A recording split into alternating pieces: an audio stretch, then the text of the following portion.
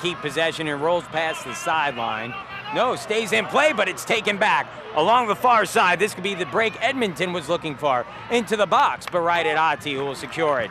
He'll try and push it forward quickly as Atlanta trying to take advantage of Edmonton bringing some numbers forward. Well, and they had Cox one-on-one with Lancaster. If they could have gotten that across to Cox instead of to the goalie, would have been a much more dangerous play. But you said it. That was a dangerous move to save that from Carr over there on that left side.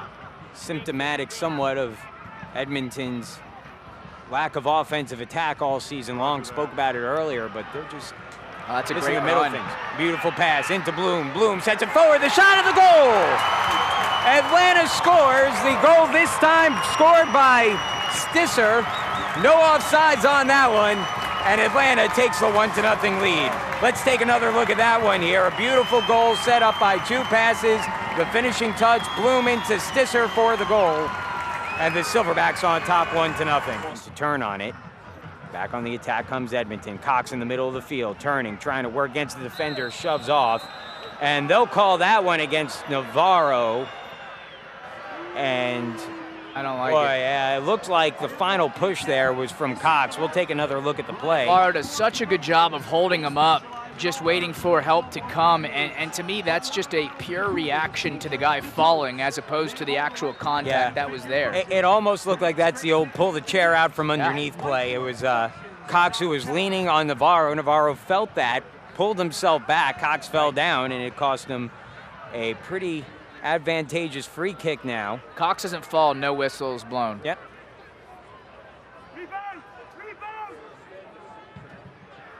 So Lavity lined up on top of the ball. Dangerous place for a free kick too, John. Lance Lang there as well. Lavity will take the kick. It's on target and in. And Neil Lavity with the magic touch on the free kick strikes from roughly 30 yards out. Unbelievable strike. For Lavity, his first goal of the season, it's the equalizer in the 70th minute, and you could see in the upper corner, wow, can't make it any better than that. Not a whole lot Ati could do about that. It looked like he was, for whatever reason, initially moving left there. I don't know why. Maybe he perhaps was guessing or had something to do with where he had placed the wall, but even still, he made a good effort. That was about as perfectly a strike as you can have. And up there and deflected it away. Big save by Eric Ati, who's had a number of them in the last few weeks. Yeah, you want to talk about deflating.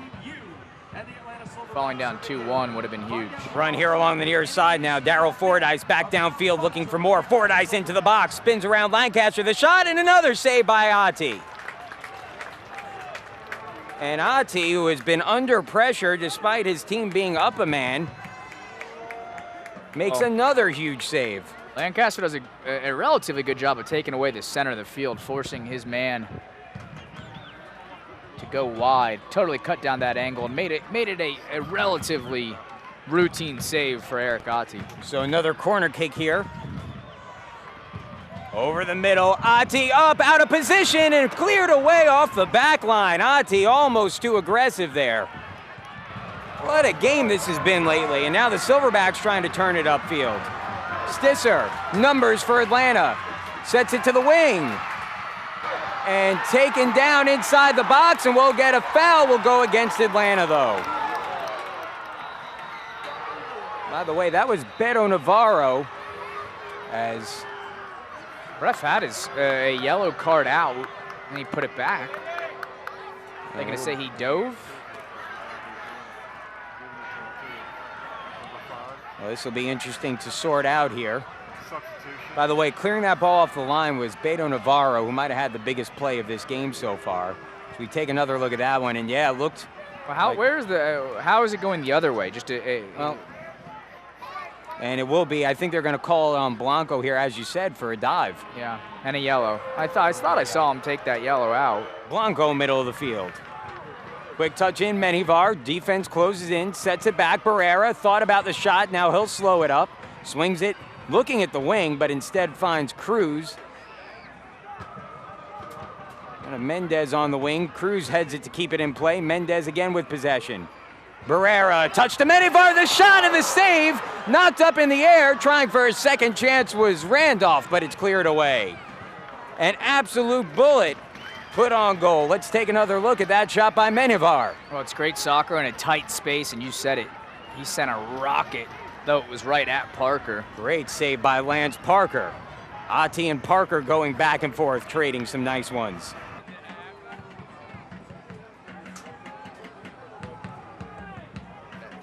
We'll be joined by both coaches after the game as well. Scott Janovich down on the field. 1-1 the score. Free kick into the box, headed up in the air, cleared out. And that will end the game.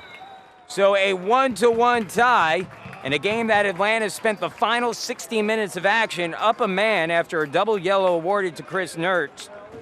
He left the game. Atlanta struck first on the goal scored in the 60th minute by Brad Stisser.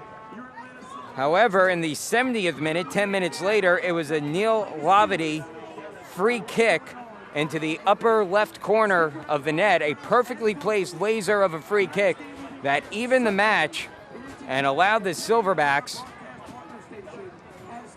allowed Edmonton to force the tie. So Atlanta with the tie moves into second place, as that's coupled with the win for Carolina today. So Edmonton in second place, but Atlanta in second place now. We'll actually head down to the field now as Scott Janovich will be joined by Edmonton head coach Colin Miller. Scott, go ahead. Well, actually, I'm here with Coach Haynes. Coach, 1-0 lead and a one-man advantage. Obviously, you would like to have had the win.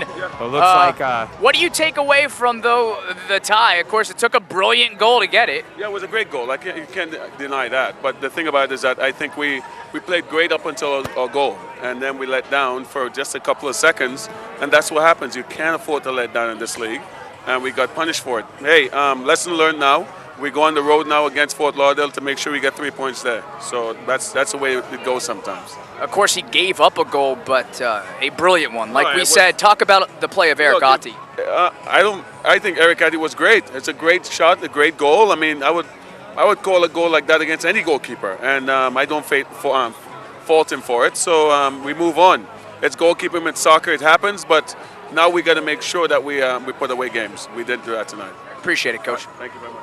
And thank you, Scott. Pardon me, that actually was Coach Brian Haynes. I'm looking through my binoculars here to try and see who we have down there. It looks like Scott now will be joined by the head coach of FC Edmonton, Colin Miller. Scott, go ahead. That's right, John. Now we have Coach Miller. Coach, I know at the half you said you wanted to get the win, though you got to be impressed with not only the conditioning, but the way you guys battled back in that second.